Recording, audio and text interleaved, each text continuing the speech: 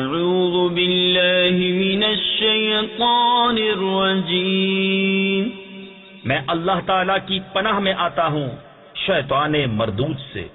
بسم اللہ الرحمن الرحیم، اللہ کے نام سے شروع جو نہایت مہربان رحم والا۔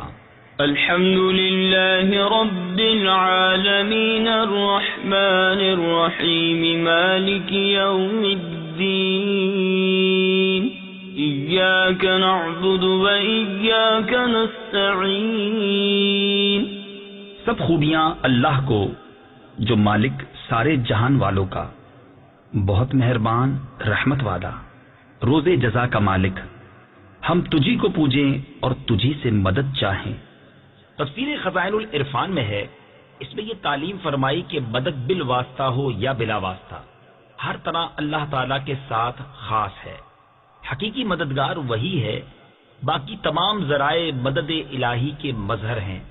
اس سے یہ سمجھنا کہ اولیاء اور انبیاء سے مدد چاہنا شرک ہے، عقیدہ باطلہ ہے، کیونکہ مقربان حق کا مدد فرمانا اللہ عز و جل ہی کی مدد ہے، غیر سے مدد مانگنا نہیں۔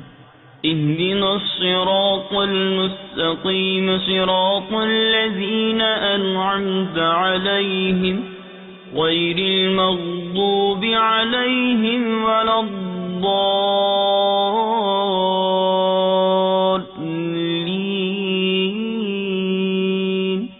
ہم کو سیدھا راستہ چلا، راستہ ان کا جن پر تو نے احسان کیا، نہ ان کا جن پر غضب ہوا اور نہ بہکے ہووں کا۔ صدق اللہ العظیم۔